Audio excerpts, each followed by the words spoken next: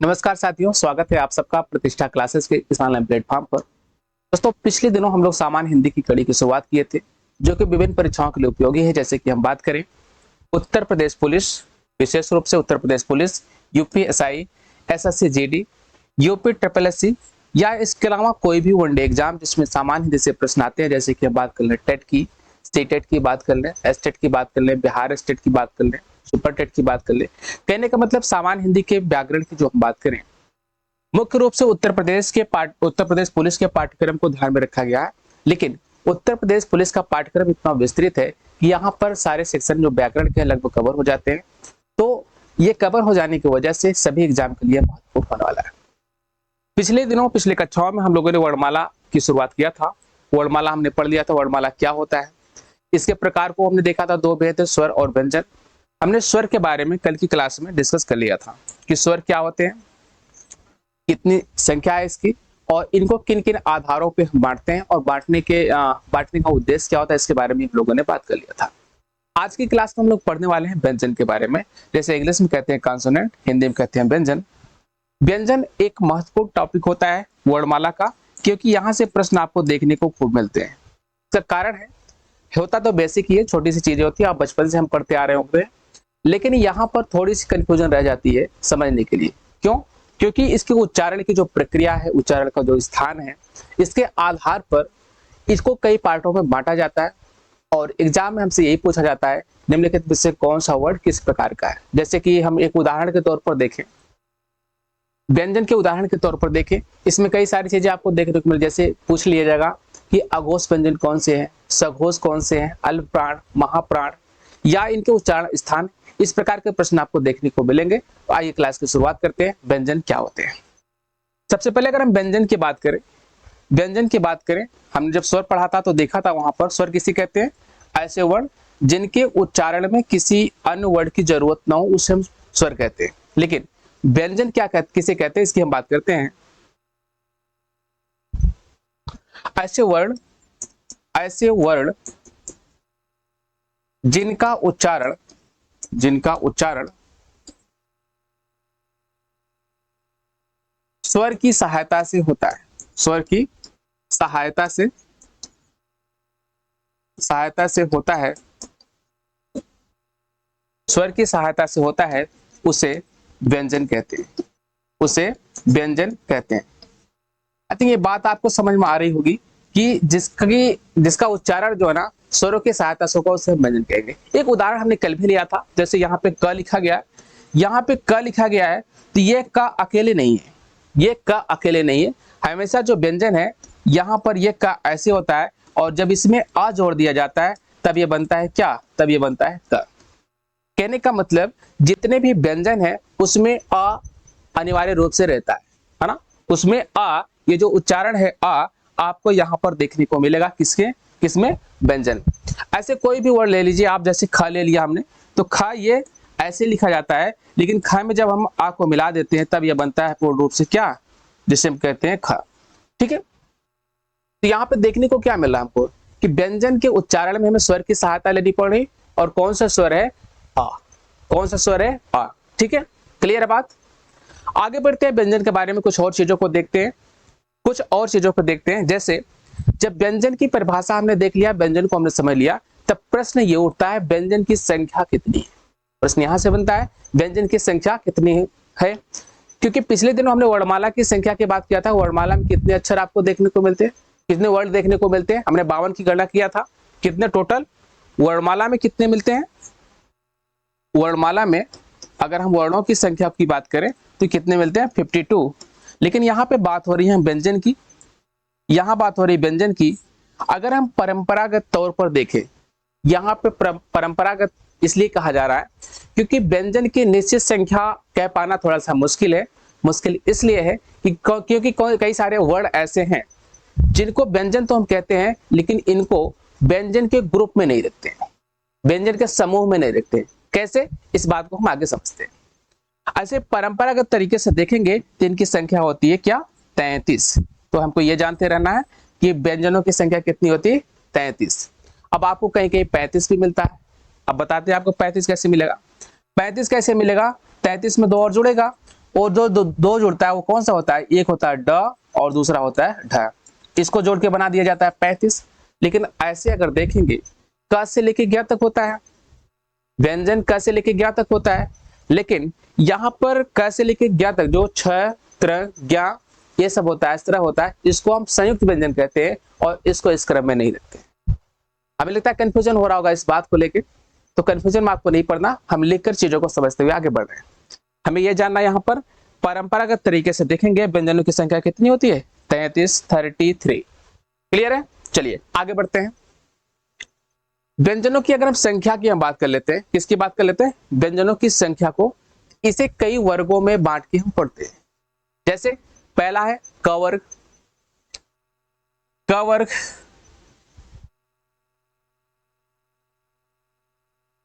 ये है आपका क वर्ग। क वर्ग में कौन सा आएगा, यहां पर आते हैं 5 वर्ड, कौन कौन से, क, ख, ग, घ और ङ। ठीक है, इसी तरीके से क के बाद क्या आता है, च वर्ग। च वर्ग के अंतर्गत आते हैं आपके 5 वर्ड, कौन से, च, छ, ज, झ और य। फिर ट वर्ग, ट, ठ, ड, ढ और ड़। ठीक है, इसके बाद नंबर आता है त वर्ग का। त वर्ग में त, फ, द, ध और न। फिर हम बात करेंगे प वर्ग की, प वर्ग की, इसके बाद मिलता है प, फ, ब, भ, म। क्लियर बात? जो परीक्षा के लिहाज से जो प्रश्न बनते हैं, अब यही सब इस पे बात करते हुए चलेंगे। ठीक है, इस क्लास का मेरा उद्देश्य ये नहीं है कि आपको विस्तृत तरीके से लिखा देना चीजों को, आप पेन कॉपी लेके तैयार रहिए, आप लिखते रहिए, ये आपको करना ही पड़ेगा। दूसरी चीज, यहाँ पे सारी चीजें लिखी नहीं जा रही, ज्यादा एक्सप्लेन किया जाएगा, क्वेश्चन के माध्यम से हम चीजों को देखेंगे और यहाँ पे साथ साथ लिखते चलेंगे। आप स्क्रीनशॉट ले लीजिए, लिख लीजिए, जैसे आपको सुविधा लगे। ठीक है, अब आपको लग रहा होगा ये क ख ग क्या सिखाया जा रहा, आइए हम बात करते हैं इस पर। यहाँ पर देखेंगे, अगर इनको संख्या की दृष्टि से देखें, संख्या के हिसाब से देखें तो यहाँ पे 5 मिला टोटल, यहाँ पे 5 5 ऐसे 25 हो गए। अभी व्यंजन की संख्या की हम बात करेंगे, इसके बाद किसका नंबर आता है, ठीक है, प फ ब भ म के बाद आता है क्या, आपको मिलता है य, र, ल, व, यही मिलता है। इसके बाद क्या मिलता है, स, ख, स, फ, यही मिलता है। इसके बाद क्या मिलता है, छ, त्र, ज्ञ और एक और वर्ड है जिसे हम कहते हैं क्या, स्र। ठीक है, अब हम इस पर विचार करते हैं ये क्या चीजें हैं। अब क्यों इसको वर्ग के रूप में नहीं लिखा गया, यहाँ पर एक एक अक्षर एक एक लाइन आप पढ़ते चलिए, समझते चलिए, ज्यादा रटने की जरूरत नहीं, बस यहाँ पे समझते चलिए, सारी चीजें यहाँ पे क्लियर होती चली जाएंगी। आइए बात करते हैं इस पे। देखिए, हमने यहाँ पर कहा कि क से लेके म तक, क से लेके म तक 25 वर्ड मिले, कुल 25 वर्ड मिले। इसके बाद जो य र ल व होता है, इसे हम वर्ड के अंतर्गत रखते हैं, लेकिन किस रूप में रखते हैं, अंतस्थ कहते हैं। इसे क्या कहते हैं, यहाँ पे कहते हैं इसे अंतस्थ। अंतस्थ, अंतस्थ क्यों कहते हैं, क्योंकि इसका जब हम उच्चारण करेंगे य र ल व, ये अंदर से आवाज आ रही, ऐसा कुछ ना। यहाँ पे तालु का भी योगदान है, जिह्वा का भी योगदान है और कंठ का भी विशेष योगदान है। यहाँ पे इसे किसलिए कहते हैं, क्या, अंतस्थ। इसके बाद जो बचता है स ख स ह, ये जहाँ पे जो स ख स ह बचता है, इसको हम कहते हैं क्या, देखिए जब हम बोल रहे हैं श ख श ह, यहाँ पे क्या मिल रहा, उष्मा निकल रही, इसे हम इसलिए कहते हैं उष्म व्यंजन। इसे कहते हैं क्या, उष्म व्यंजन, या उष्म कहते हैं, या इसे कहते हैं क्या, संघर्षी। क्या कहते हैं, संघर्षी। ये सारी चीजें लिखने का उद्देश्य यही है एकमात्र, ये पूछा जाता है निम्नलिखित में से कौन सा उष्म व्यंजन है, निम्नलिखित में से कौन सा, या कह देगा संघर्षी है, कौन सा अंतस्थ है, इन सारी चीजों को हमें जानता रहे। ठीक है, चलिए बाद में जो बचा है 4 वर्ड और हैं, छ, त्रंज्ञ, स्र, जिससे हम पहले से भी परिचित हैं। इसे कहा जाता है क्या, इसे कहा जाता है संयुक्त व्यंजन। इन चारों को कहा जाता है क्या? संयुक्त व्यंजन। इसे हम कहते हैं संयुक्त व्यंजन। संयुक्त व्यंजन। क्लियर बात? क्लियर है? आगे चलें। अभी थोड़ी देर पहले हमने बात किया था व्यंजन की कुल संख्या के बारे में। व्यंजन की संख्या कितनी होती है हमने बात किया था 33। आइए गिनते हैं 33 कैसे हो रहा है। देखिए यहां पर आप देखेंगे यहां से यहां तक, यहां से यहां तक देखेंगे इसकी संख्या कितनी मिल रही है? इसकी संख्या मिल रही है आपको 25 यानी 25 मिल रहा है। यहां पे इनकी संख्या आपको देखने को क्या मिल जाएगा? इनकी संख्या देखने को मिल जा रहा है कितना? 4। और इनकी संख्या देखने को मिल जा रहा है 4। आप इसको ऐड करेंगे 25 4 29 और 4 हो जाएगा आपको 33। यही परंपरागत तरीके से व्यंजन के अंतर्गत रखे जाते हैं। बात समझ में आ गई? अब आप कहेंगे कि यहाँ पे जो ये लिखा गया ये क्या है? इसको व्यंजन नहीं कहते, इसको हम कहते हैं क्या? संयुक्त व्यंजन। क्यों कहते हैं इसके बारे में भी आगे डिस्कस होगा। इसे क्या कहेंगे? संयुक्त व्यंजन। क्लियर बात? चलिए यहां से कई सारे प्रश्न एग्जाम में बनते हैं और उन प्रश्नों को हम यहाँ पे समझते हुए चलेंगे। आइए देखते हैं क्या क्या। इतने ही वर्णमाला से, इसी एक पेज से आपके कई सारे क्वेश्चन यहाँ पे क्लियर हो जाएंगे। ठीक है, ध्यान से समझते चलिए। अगर आप लिख रहे हो तो लिखते चलिए। देखिए हमने यहाँ पर एक बात देख लिया। क्या देखा? एक बात देख लिया कि यहां पर व्यंजन की टोटल संख्या हमने 33 निकाला है और हमने कहा था कि ये परंपरागत तरीके से 33 है। ऐसे तो है क्या? 35। 35 में क्या होता है? देखिए यहां पर देखेंगे ट ठ ड ढ है। आप देखेंगे कभी कभी ड की जगह पर आपको ऐसा देखने को मिलेगा, ये बिंदी लगा होता है, यहाँ पे बिंदी लगा होता है। इसे भी हम व्यंजन के अंतर्गत रखते हैं। अगर इनको जोड़ लिया जाए तो व्यंजनों की संख्या कितनी हो जाएगी?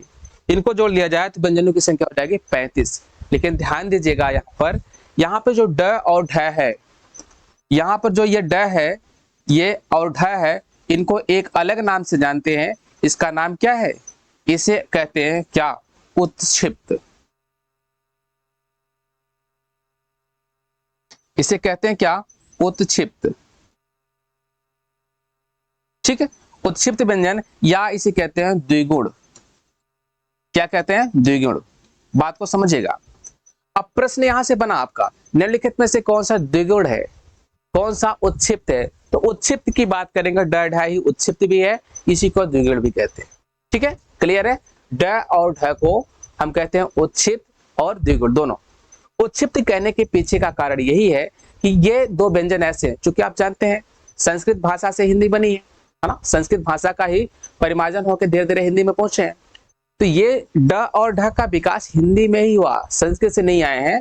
और ये ड और ढ ऐसे अक्षर हैं, सॉरी अच्छे ऐसे वर्ड है कि इनसे किसी शब्द की शुरुआत नहीं होती। आप देखेंगे जितने भी वर्ड हैं इनसे किसी अक्षर की शुरुआत होगी, लेकिन ड और ढ से नहीं होती। ड से होती है, ढ से होती है, लेकिन बिंदी वाले ड और ढ से नहीं होती। क्लियर? ये क्या? ये कहलाते हैं उत्क्षिप्त। क्लियर? चलिए और देखते हैं। यहां पे जो देखिए अंगा या और ड़ न म, यहां पे क्या मिल रहा है आपको? इनको सम्मिलित रूप से हम कहते हैं क्या? पंचमाक्षर। पंचमाक्षर कहते हैं। पंचमाक्षर का मतलब वर्णमाला के 5वें अक्षर है, या इनको एक और नाम से जानते हैं क्या? नासिक्य। नासिक्य। अब नासिक्य क्यों कहते हैं? क्योंकि ये ऐसे वर्ण हैं, ये ऐसे वर्ण हैं जिनका उच्चारण नाक की सहायता से, तो मुंह के अलावा नाक से भी सहायता। अब नाक बंद करके बोलिए, अंगा या ड़ ना मैं नहीं बोल पाएंगे। लेकिन और वर्ड है जैसे आपको बोलना झ झ, आप बोल लेंगे नाक बंद करके, लेकिन ये नासिका के सहारे से, नाक के सहारे से बोल जाते, इसलिए क्या कहते हैं इसको? नासिक्य भी कहते हैं और पंचमाक्षर। क्लियर है? यहाँ पे जितनी भी लाइन बोली जा रही है सब कहीं कहीं परीक्षा से आपके संबंधित है। बस धैर्य बना के आप चीजों को देखते रहिए। आगे बढ़े। चलिए यहां से पंचमाक्षर के बारे में हम लोगों ने जान लिया, नासिक के बारे में जान लिया। पंचमाक्षर और नासिक इसी को कहते हैं। इसे क्या कहते हैं? उत्क्षिप्त या द्विगुण कहते हैं। स्क्रीनशॉट लेते रहिएगा। ठीक है, चलिए आगे बढ़ते हैं। यहां पे जो क से लेके प तक वर्ग है, यहां से जो क से लेके प तक का वर्ग है, इसको एक नाम से जानते हैं, एक जो समूह है इसको हम एक नाम से जानते हैं, इसको कहते हैं स्पर्शी व्यंजन। क्या कहते हैं? स्पर्शी व्यंजन, यानी इसे कहते हैं क्या? स्पर्श व्यंजन। क्लियर है बात? इसे कहते हैं स्पर्श व्यंजन। एक बात और ध्यान दीजिएगा, कैसे लेके प तक प्रश्न आ जाएगा निम्नलिखित में से कौन सा स्पर्श व्यंजन है या कौन सा स्पर्श व्यंजन नहीं है।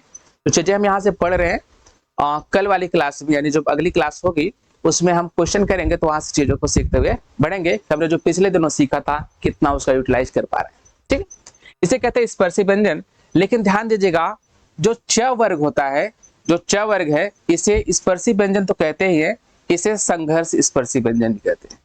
क्या कहते हैं? संघर्ष स्पर्शी व्यंजन। आप लिख रहे हो तो अलग से लिख लीजिए। बात को समझा आप लोगों ने? क वर्ग से लेकर प वर्ग तक को हम क्या कहते हैं? स्पर्शी व्यंजन। स्पेशली अगर हम च वर्ग की बात करें, वह स्पर्शी व्यंजन भी है और साथ साथ संघर्ष स्पर्शी व्यंजन भी कहलाता है। संघर्ष स्पर्शी क्यों कहता है? क्योंकि देखिए, हमारी जो जिह्वा है, हमारी जो जीभ है, किसी भी वर्ड को बोलने के लिए अंदर जो मुख गुहा है, इसके किसी न किसी भाग को टच करती है, छूती है, और उसी के छूने के आधार पर हम उच्चारण का स्थान बोलते हैं। किसी स्थान पर टच कर रहा है, उसी के आधार पर उसका नाम देते हैं।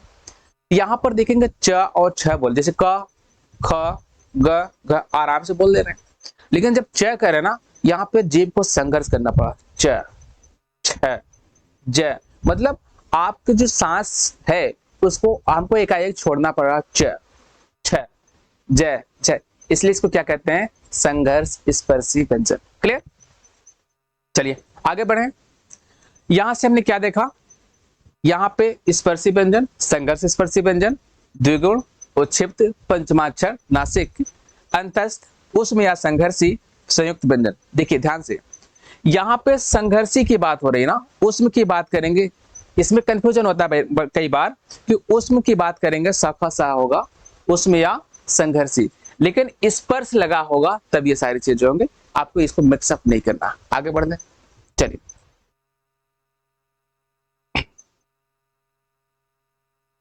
अब देखिए, जो व्यंजन है ना, इन्हें कई आधारों पर कई प्रकार से इनको हम बांट के पढ़ते हैं। बांटने का आधार क्या होता है, इसके बारे में बात कर लेते हैं।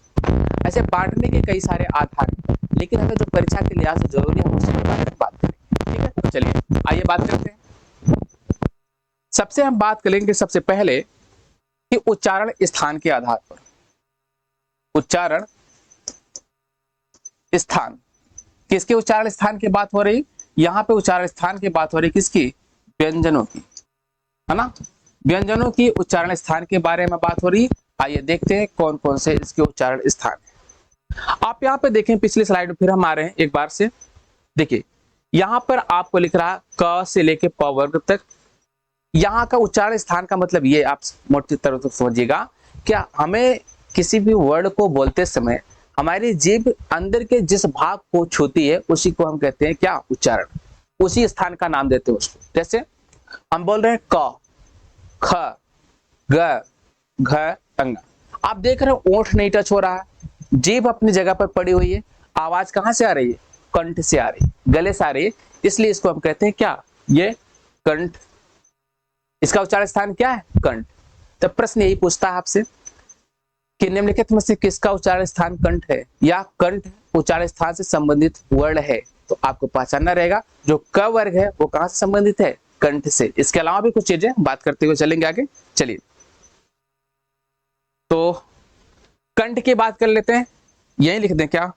चलिए यही लिख दे रहे हैं, आप यहीं पर समझ लीजिए, हमको नहीं तो फिर से लिखना पड़े। चलिए लिख दे रहे हैं, जो क वर्ग है, जो क वर्ग है, इसका उच्चारण स्थान क्या होता है?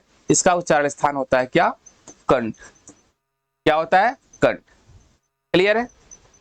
इसके अलावा अगर हम बात करेंगे च वर्ग का, च वर्ग का इसका उच्चारण स्थान कहां पर होगा? हम बोलते हैं ना ऐसे च, छ, ज, छ, या। क्या देखने को मिल रहा कि हमारी जीभ जो है छू रही क्या?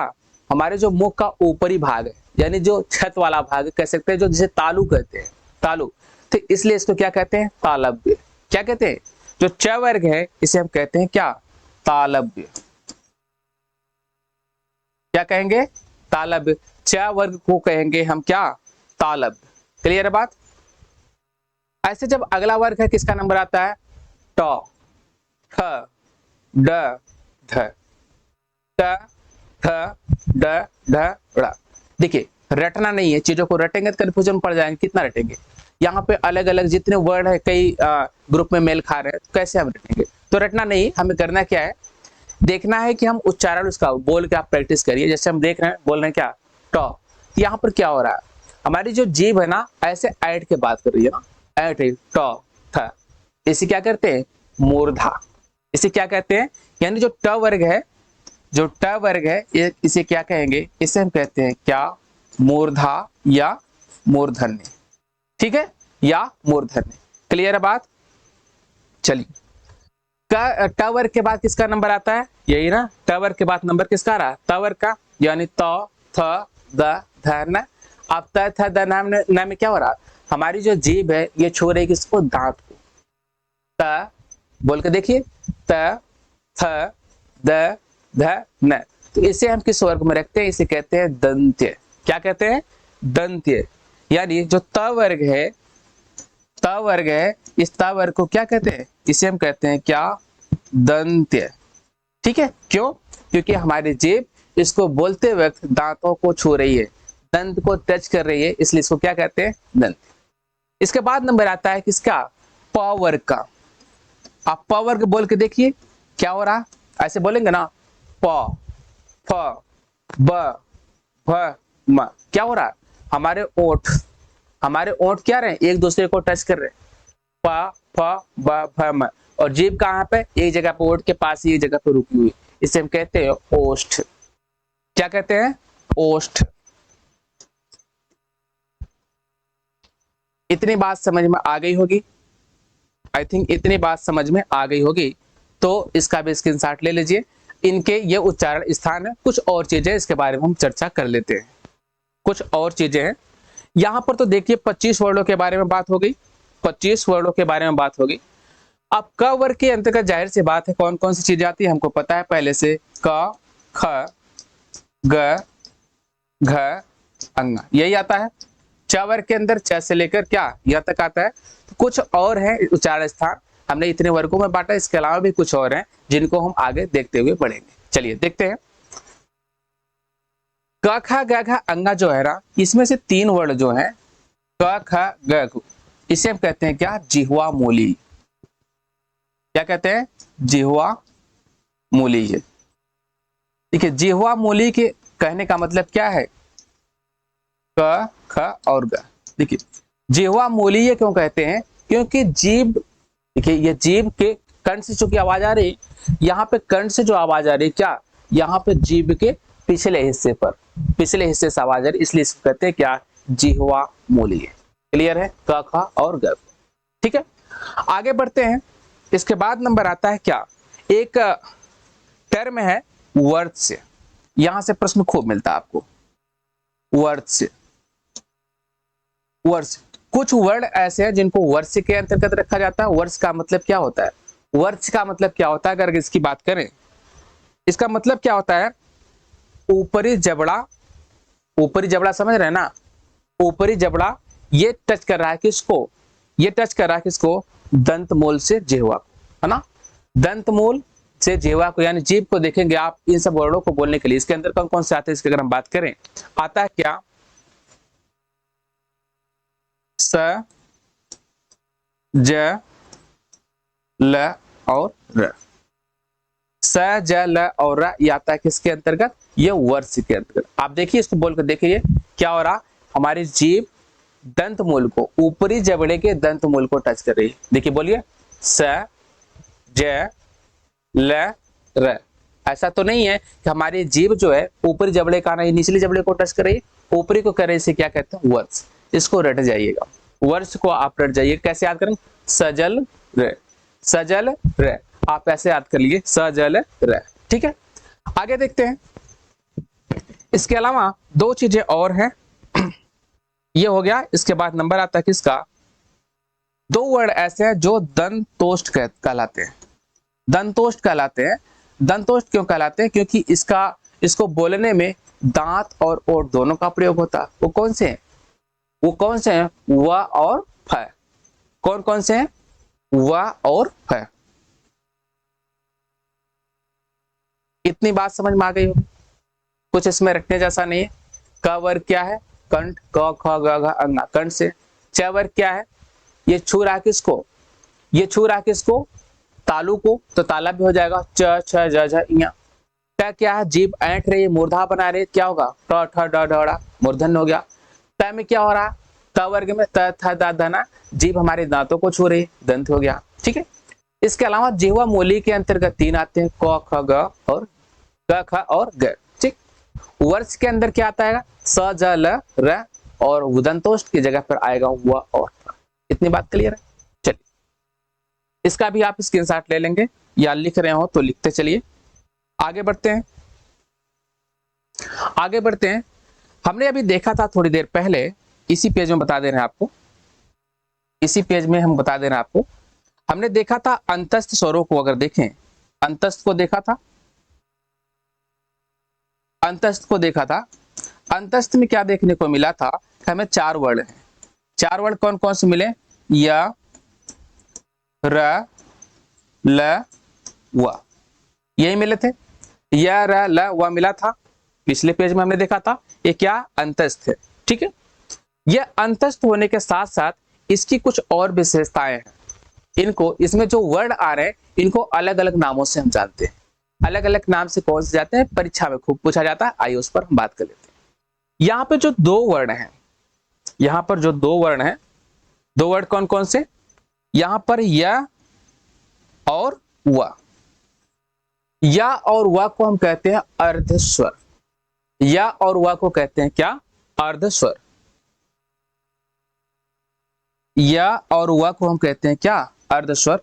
इस पेन से नहीं दिख रहा होगा, मैं दूसरा कलम ले लेता हूं।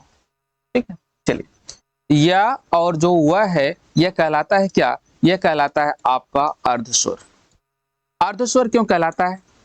अर्धस्वर क्यों कहलाता है? क्योंकि य और व का प्रयोग हम स्वर के स्थान पर कर लेते हैं। कैसे? एक उदाहरण से देखते हैं, एक उदाहरण से समझते हैं। जैसे देखिए, जैसे लिखा गया हम बाजार, जैसे वे बाजार गए, वे बाजार गए, गए में ये क्या है? ऐसा भी लिखा जा सकता है और ऐसा भी लिखा जा सकता है, वे बाजार गए लिखा जा सकता है। दोनों बात सही है। ए क्या है? स्वर है, और स्वर की जगह पर हम या भी प्रयोग कर ले रहे हैं, इसलिए इसको क्या कहते हैं? अर्धस्वर। दूसरा उदाहरण देख लेती है। कौवा, एकदम कॉमन सा उदाहरण है, कौवा। ठीक है। ये अ क्या है? एक स्वर है, और इसके जगह पर हुआ भी लिखते हैं। क्या लिखते हैं? कौवा लिखते हैं ना। कौवा गलत तो नहीं है ना? आ की जगह पे वह लिखा जा रहा है। कहने का मतलब या और वा प्रयोग हो जाते हैं किसकी जगह पर?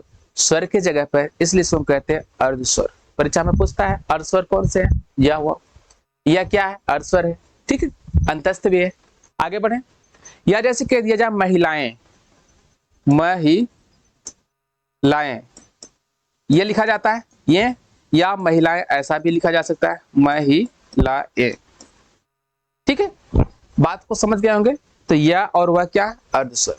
आगे चलें, बचते हैं महोदय र। आप र को जब बोलते हैं तो आपको देख रहे हैं ना, र को जब बोल रहे हैं क्या है? कुछ कंपन हो रहा ना हमारे मुंह में। क्या? र, र, तो र को क्या कहते हैं? कहते हैं कंपित।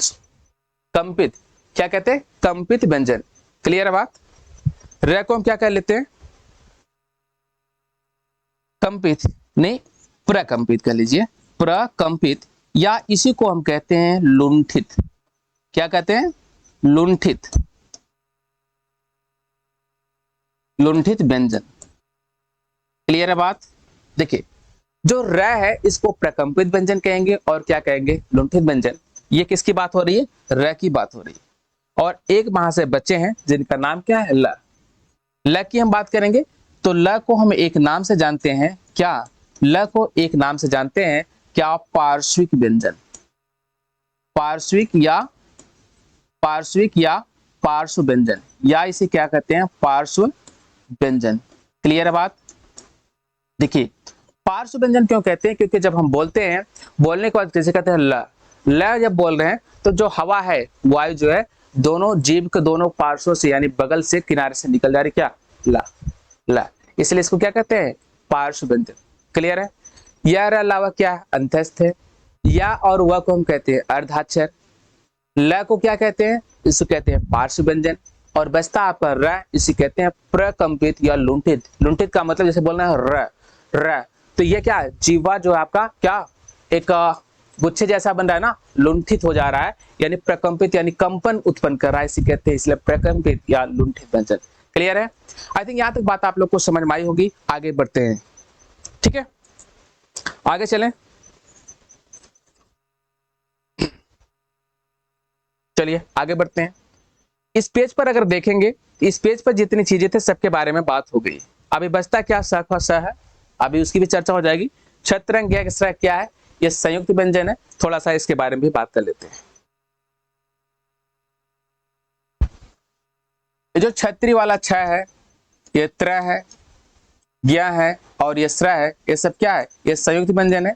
कभी कभी पूछा जाता है ये किससे बने हैं, संयुक्त है किससे बने हैं, तो चलिए हम बात कर लेते हैं किससे किससे बने हैं इसके बारे में। जो छ है ये बना होता है क और स से। कभी विकल्प में आपको क्या देगा, कंफ्यूजन करने के लिए, छ किससे बना है तो पहले क दे देगा और प्लस दे देगा क्या, स से, ये ऑप्शन हो जाएगा। या ऑप्शन क हो जाएगा प्लस स हो जाएगा, या ऑप्शन ये हो जाएगा क प्लस से। तो आपको पहचानना पड़ेगा किससे बना हुआ है, ठीक है, इसीलिए इसको भी बताना जरूरी है।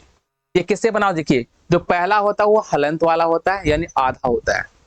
पहला हलंत वाला होता है, आधा होता है। दूसरा क्या होता है, पूरा।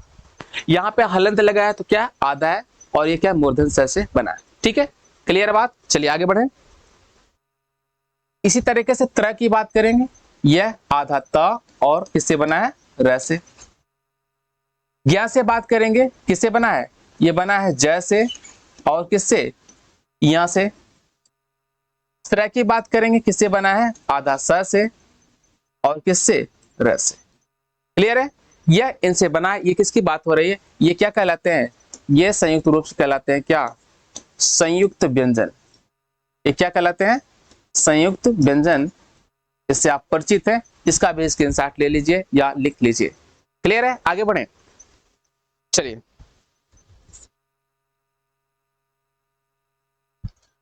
अब जो व्यंजनों का अगला वर्गीकरण है ना, व्यंजनों का जो अगला वर्गीकरण है ये थोड़ा सा इंटरेस्टिंग है, कुछ ज्यादा ही इंटरेस्टिंग है। कैसे, बात करते हैं, आइए।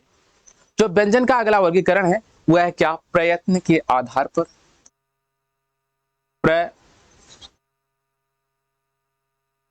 प्रयत्न के आधार पर, प्रयत्न के आधार पर व्यंजनों का वर्गीकरण।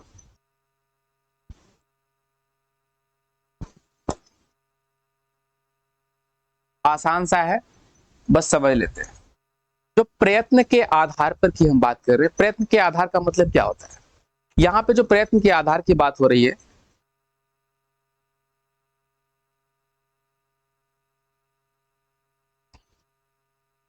जब हम बोलते हैं, जब हम चीजों को बोलते हैं तो कैसे बोलते हैं, उसी के आधार पर इसे चार भागों में हम बांट के पढ़ते हैं, है ना। पर चारों भागों को नहीं, बस कौन कौन सा मुख्य उसको हमको देखना है, ठीक है। प्रयत्न के आधार पर अगर हम देखेंगे तो ये एक श्वास के आधार पर हो जाएगा, श्वास के आधार पर अल्प प्राण महाप्राण हो जाएगा। दूसरा स्वर कंपन के आधार पर हो जाएगा अघोष और सघोष। तो हमें ज्यादा ब्यौरे में नहीं पढ़ना है, हमें अल्प प्राण और महाप्राण समझ लेना है और अघोष और सघोष समझ लेना है। आइए उसी पर हम बात करते हैं, ठीक है। सबसे पहले अगर हम बात करेंगे, यहाँ पे इन वर्णों को पिछले पेज पर ही माना है। देखिए एक जगह लिखा है, इसीलिए यहां से समझ लेते हैं। यहाँ पे जितने अक्षर लिखे गए, जितने वर्ड लिखे गए, इनकी हम नंबरिंग कर देते हैं। क्या नंबरिंग करेंगे, इसको डाल देते हैं पहला नंबर, ये पहला ग्रुप हो गया, ये दूसरा ग्रुप हो गया, ये तीसरा, ये चौथा, ये पांचवा, ठीक है। अब क्यों बता रहे हैं इसको, आगे चर्चा करते हैं इसकी। चलिए प्रयत्न के आधार पर जो व्यंजन का वर्गीकरण है, तो हम सबसे पहले बात करेंगे क्या, श्वास के आधार पर। क्या, श्वास के आधार पर, श्वास के आधार पर यानी कितनी सांस बाहर निकल रही उसके आधार पर हम देखेंगे, उसके आधार पर देखेंगे। तो जो पहला पार्ट है, जो पहला पार्ट है उसे हम कहते हैं क्या, अल्प प्राण। क्या कहेंगे, उसे कहते हैं अल्प प्राण। तो हमें सिर्फ अल्प प्राण समझना है। यहाँ पर अल्प प्राण किसे कहते हैं, इसके बारे में थोड़ी सी बात कर लेते हैं। अल्प प्राण किसे कहेंगे, जिन वर्णों के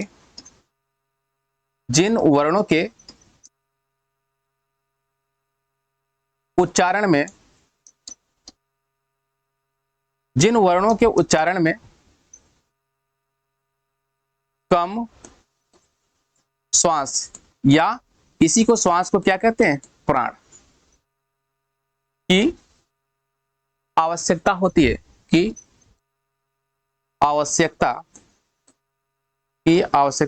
है, उसे कहते हैं क्या, उसे अल्प प्राण कहते हैं, अल्प प्राण कहते हैं। अब देखिए इसे भी हमें रटना नहीं है, हम प्रैक्टिस के थ्रू इसको समझेंगे। ठीक है, हमने क्या देखा, जिन वर्णों के उच्चारण में कम श्वास की आवश्यकता होती है उसे हम कहते हैं क्या, अल्प प्राण।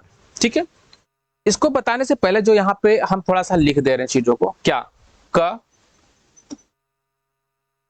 ख, ग, घ, अंग।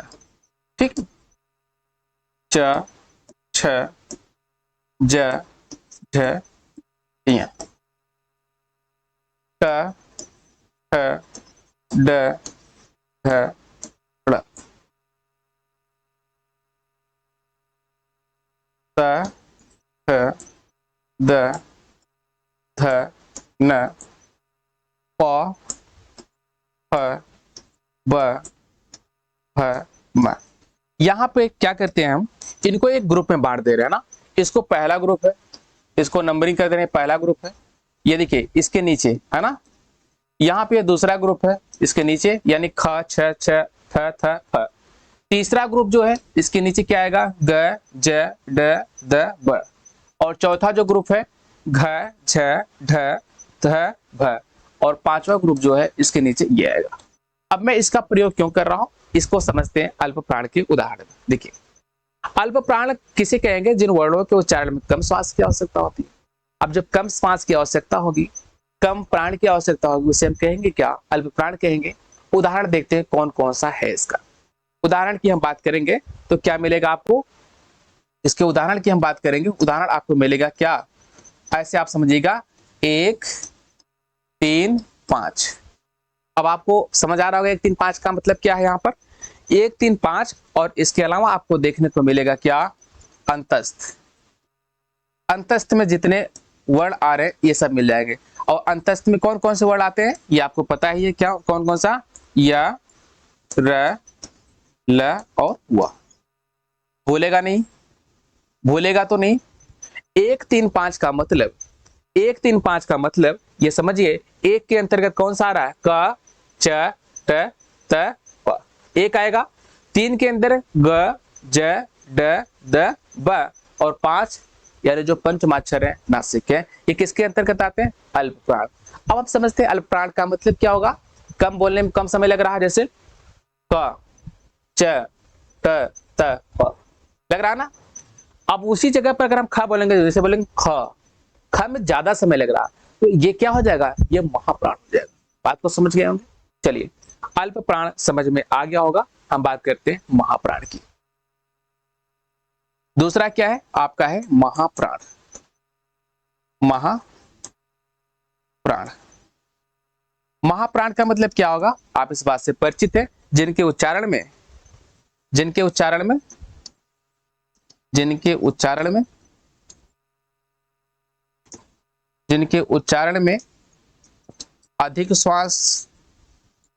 अधिक श्वास या इसी को क्या कहते हैं, प्राण लगे, उसे क्या कह लेंगे, महाप्राण। अब बात आती है इसके उदाहरण की, तो उदाहरण भैया जो बचा है वही तो होगा। 1, 3, 5 तो इन्होंने ले लिया था, तो बचता कौन सा है, 2 और 4। तो 2 और 4 क्या हो जाएगा, महाप्राण। आप प्रैक्टिस करके देख भी लीजिए, 2 और 4 में कौन कौन से आ रहा है, 2 में आ रहा ख, छ, ठ, थ, फ। ज्यादा समय लग रहा है ना। इसी तरीके से हम देखेंगे क्या, घ, झ, ढ, ध, ज्यादा समय लग रहा है, ये क्या है, ये महाप्राण। इसके इसके अलावा क्या बचता है, एक मिनट, हाँ, 2 और 4 के अलावा और होता है इसमें उसमें में जितने व्यंजन आते हैं, इसमें उसमें और उसमें कौन कौन से आते हैं इसके बारे में हमने बात किया था। कौन कौन से, स, ख, स और ह। ठीक है, क्लियर है बात, आप तो बोलना नहीं चाहिए। ये क्या हो गया, ये अल्प प्राण के उदाहरण हो गए और ये महाप्राण के। आपको परीक्षा में यही पूछेगा कौन सा अल्प प्राण है, कौन सा नहीं है, या कौन सा महाप्राण है या कौन सा नहीं है। तो आपको घबराना नहीं है, आप याद कर लीजिए अल्प प्राण 135 या अलावा, या 135 प्लस अंतस्थ। महाप्राण की बात करेंगे 24 प्लस क्या हो जाएगा उष्म।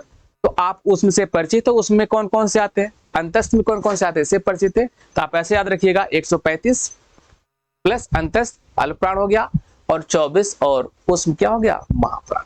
क्लियर, चलिए अगला जो विभाजन है उसको हम देखते हैं स्वतंत्र कंपन के आधार पर। स्वतंत्र कंपन के आधार पर दूसरा जो विभाजन है किसके आधार पर, स्वतंत्र, इससे घबराइएगा नहीं, स्वतंत्र कंपन के आधार पर, कंपन के आधार पर। स्वतंत्र कंपन के आधार पर भी 2 प्रकारों से बांटते हैं इसको। वो कौन कौन से 2 प्रकार हैं उसकी चर्चा हम करते हैं। जो पहला प्रकार है उसे कहते हैं क्या, अघोष। अघोष, उसे क्या कहेंगे, अघोष। और जो दूसरा प्रकार है उसे हम कहते हैं क्या, घोष, या कह लेते हैं इसी को सघोष, या इसी को कह लेते हैं सघोष। क्लियर है, हमें लगता है ये भी बात आपको समझ में आ रही होगी। देखिए जब हम उच्चारण करते हैं ना, उच्चारण करने के साथ साथ अघोष सघोष क्या, उच्चारण करने के साथ साथ जो घोष उत्पन्न होता है, कहने का मतलब एक रगड़ वाली ध्वनि उत्पन्न हो रही, उसी प्रकार से हम उसको अघोष सघोष मानते हैं। उदाहरण हमको समझना है, ठीक है। चलिए आइए देखते हैं क्या होगा। अघोष का मतलब क्या हो जाएगा, जिसके उच्चारण में, जिसके उच्चारण में, उच्चारण में कोई कंपन ना उत्पन्न, कोई कंपन ना उत्पन्न हो, वो क्या हो जाएगा अघोष। जाहिर सी बात है जिसके उच्चारण में कंपन उत्पन्न हो, जिसके उच्चारण में कंपन उत्पन्न होगा उसे हम क्या कह लेंगे, कंपन उत्पन्न हो। आप क्लियर दोनों में डिफरेंस। आइए हम उदाहरण पर बात करते हैं। अघोष का उदाहरण कौन कौन सा होगा, कहने का मतलब क्या है, जिसके उच्चारण में कोई कंपन नहीं, वाइब्रेशन नहीं हो रहा।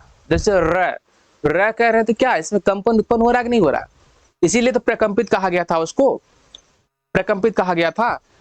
तो इसको कैसे हम याद करेंगे, देखिए जो 1 और 2 क्रम के वर्ण हैं, 1 और 2 का मतलब क, उसके नीचे च, त, त, प, दूसरे में क्या आएगा ख, फिर छ। इस प्रकार के जो 2 वर्ण हैं, यानी पहला और दूसरा, पहला और दूसरा क्रम। इसके अलावा देखेंगे स ख स, क्या स ख स, ये क्या कहलाते हैं, ये कहलाते हैं अघोष। क्लियर है, ये कहलाएंगे अघोष। इसी तरीके से हम सघोष की बात करेंगे। 1 और 2 तो यहां पर हो गए, बचते कौन कौन से, बचते कौन से हैं, 3 4 5 ही तो बचेंगे भाई, 3 4 और 5 बचेंगे। यानी उदाहरण के तौर पर यहां पर देखेंगे 3 4 और 5 बचेगा, यानी तीसरा क्रम, चौथा क्रम और पांचवा क्रम। इसके अलावा आप देखेंगे या अलावा, या र ल व, और यहां पर सखा स तो था लेकिन यहाँ पे ह नहीं होगा, बल्कि ह कहां पर आ जाएगा, यह आ जाएगा सघोष में या घोष में। इस कंफ्यूजन को दूर करना है। क्लियर है, अघोष में क्या होगा, जिनके उच्चारण में कंपन उत्पन्न नहीं होगा, जैसे पहला वर्ग और दूसरा वर्ग। इसके अलावा श ख स, ठीक। सघोष या घोष की हम बात करेंगे, पहला दूसरा तो वहां हो गया था, तीसरा चौथा पांचवा, इसके साथ साथ क्या बचेगा आपका यार अलावा, और बच जाएगा क्या, यहाँ पे बचेगा ह। क्लियर है, ये हो गया सघोष। आई थिंक यहां तक बात आप लोग को समझ में आई होगी। एक अंतिम चीज पढ़ना है आपको, एक और होता है वर्ड का प्रकार जिसे हम कहते हैं क्या, आगत, आगत या गृहीत, आगत या गृहीत व्यंजन, आपको यहाँ पे ज्यादा कुछ नहीं जानना है, बस इनके उदाहरण को समझना है। आगत या गृहीत व्यंजन की अगर हम बात करें, ऐसे आगत एवं गृहीत स्वर, जैसे हमने जब स्वर पढ़ा था तो हमने वहां पर देखा था आगत या गृहीत स्वर के बारे में देखा था। तो हमें एक ही स्वर मिला था, एक ही स्वर मिला था, जिसका नाम क्या है, जिसका नाम क्या है, यही तो मिला था, आ, यही तो मिला था। ये क्या है, ये आगत स्वर है। आगत स्वर का मतलब ये दूसरी भाषा से आया हुआ और हिंदी भाषा में प्रचलन में। जैसे आ का उदाहरण हमने लिया था, जैसे डॉक्टर, डॉक्टर अंग्रेजी में तो ऐसे लिखेंगे डॉक्टर, लेकिन इसको हमें देवनागरी लिपि में लिखना होगा, क्या लिखेंगे, ऐसे लिखते हैं ना, डॉक्टर। अब हमारी हिंदी भाषा में चंद्र बिंदु है, लेकिन ऐसा नहीं था। ये कहां से, इस किसकी मात्रा है, आ का है, और ये कहां से आया, ये आया है क्या, इसे कहते हैं आगत। इस चिन्ह को आप ध्यान से समझिएगा, ये क्या, आगत। ऐसे व्यंजन को भी देखेंगे, व्यंजन में 5 वर्ड आते हैं, कौन कौन से, क, यहां पे क के साथ लगा होता है नुक्ता, इसके बाद क्या आता है, ख, क, ख, फिर आता है क्या, ग, इसके बाद आता है ज, और इसके बाद आता है फ। ये क्या है, ये नुक्ता लगा होता है, ये क्या है, ये अरबी फारसी के शब्द हैं, अरबी फारसी के अक्षर हैं, हिंदी भाषा में प्रचलन में रहते हैं, इसलिए इसको कहते हैं क्या, आगत या गृहीत वर्ड। ठीक है, आगत या गृहीत, तो 5 को आप याद रखिएगा, क, ख, ग, इसके बाद क्या है, ज और फ। ठीक है, आप जैसे साहित्यिक भाषा जब पढ़ेंगे उर्दू वगैरह में देखते हैं, जैसे इसको बोलते हैं क को तो नॉर्मल कर देते हैं, क पे जो लगा बोलते हैं क, ख, ख, एक ख होता है, एक ख होता है, तो यहाँ पे जो ख होता है वहां नुक्ता, उसका प्रोनाउंसिएशन, उसका उच्चारण क्या, नुक्ता वही। ठीक है, आई थिंक यहाँ तक बात आप लोग को समझ में आई होगी। तो हमने क्या क्या देखा, हमने क्या क्या देखा, हमने व्यंजन देखा, व्यंजन देखा, व्यंजन के अलावा क्या देखा, व्यंजन के जो वर्ग है इसको देखा, अंतस्थ देखा, अंतस्थ देखा, अंतस्थ क्या क्या है, उष्म देखा, उष्म या संघर्षी, उष्म या संघर्षी देखा, संयुक्त व्यंजन देखा, संयुक्त व्यंजन देखा, संयुक्त व्यंजन के अलावा क्या देखा, उत्क्षिप्त देखा, उत्क्षिप्त, या इसके अलावा क्या कह सकते हैं, इसी को द्विगुण भी कहते हैं, हालांकि द्विगुण उत्क्षिप्त अलग अलग चीजें हैं, लेकिन वर्ड वही वही है। ठीक है, यहां पर देखा, इसके अलावा क्या देखा था हमने, स्पर्शी देखा था, स्पर्शी व्यंजन जो सबसे पहले देखा था, फिर देखा था संघर्ष स्पर्शी, संघर्ष स्पर्शी, इसके बाद उच्चारण स्थान को देखा था, फिर अघोष देखा, अघोष देखा, सघोष देखा, अल्प प्राण, अल्प प्राण, और इसके बाद देखा हमने महाप्राण, और लास्ट में हमने देखा था क्या, आगत।